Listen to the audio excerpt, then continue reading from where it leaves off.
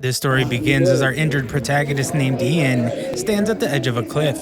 He blames himself for being too weak, but finds relief in knowing that this will be the end. Ian throws himself off the edge and wonders if there was ever any point in him being alive in the first place. In the end, he was never able to accomplish a single thing, and now it's simply over. In his last moments, Ian thinks about how poorly he was treated and how his life was the worst. People treated him like garbage, and now he will pass away like the trash he is. A while earlier, we watch as a warrior takes on a giant rat monster. He does well to fend it off, but he gets impatient when his partner takes too long with her incantation. She eventually completes it and launches a powerful fireball that absolutely roasts the beast. With that done, the warrior calls on the trash picker of their team, and we see that it's Ian. Ian tries to tell the guy that his name isn't Trash Picker, but he ends up tripping, and Ian's teammates mock him for being so useless. The mage says they should pity him instead, because the trash picker isn't a high common class like they are.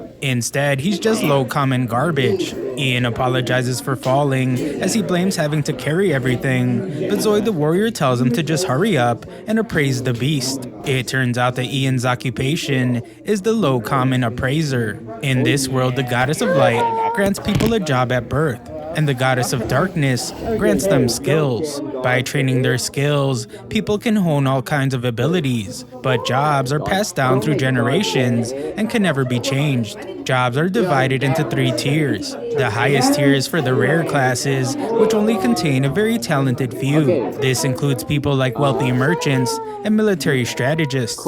In the middle is the high common tier, which includes people like his teammates Zoid and Jolene. They are swordsmen, mages, and others who can fight. Lastly, the lowest tier is low common. These people are the peasants and appraisers who are unfit for battle. Jobs are inherited to children usually, so they can carry on their parents' trade. However, in Ian's case, he lost his parents very early, so he couldn't keep up the family business. Because of this, he decided to become an adventurer. He had dreams of becoming rich, but things never go as planned. Ian uses his appraisal skill and finds that the rat has an F rating for its rarity. That's as low as it gets, but surprisingly its incisors are a D rank.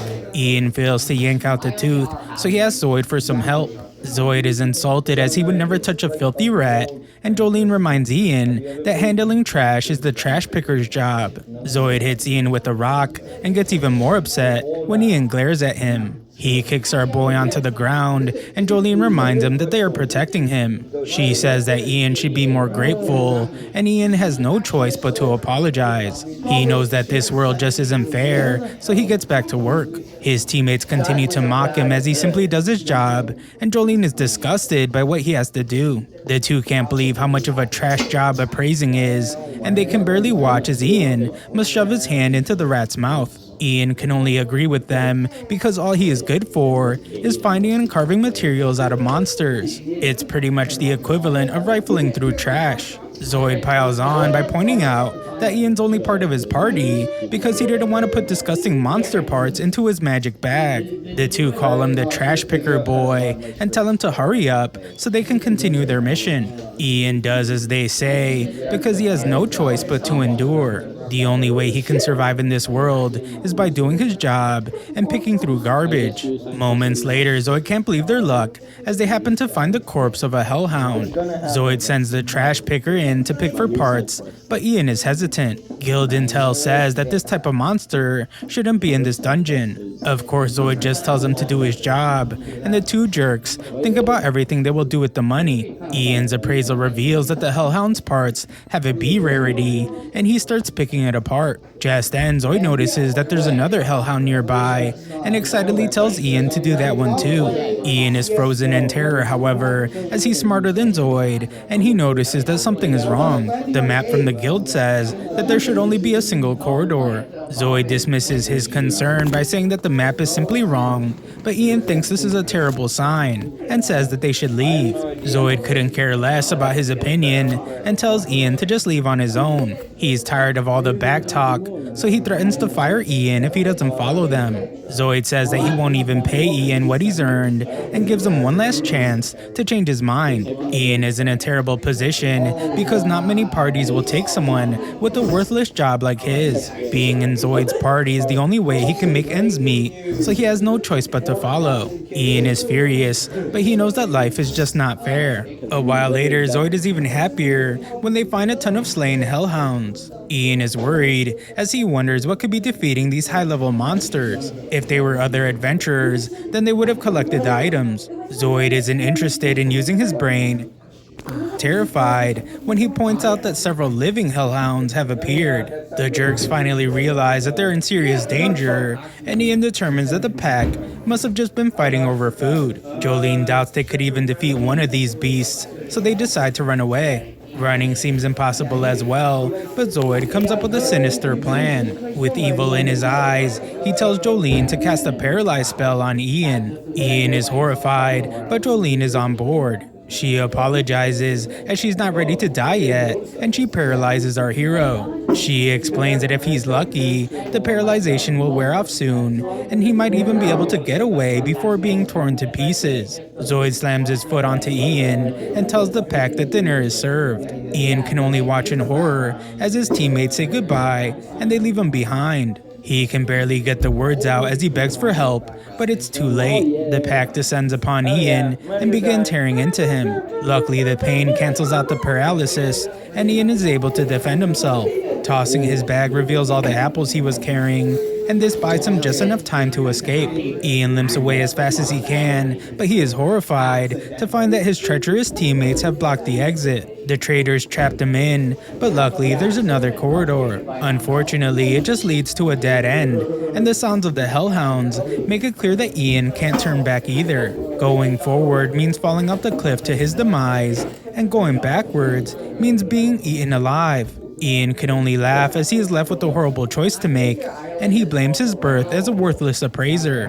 He became an adventurer in the hopes of changing his life, but he just ended up being mocked. Ian bowed his head to the mockers, but he still ended up just being abandoned. Ian once again blames his useless appraisal skill, but starts to wonder if it's really to blame. Just then, in a moment of clarity, Ian realizes that he's actually the one to blame.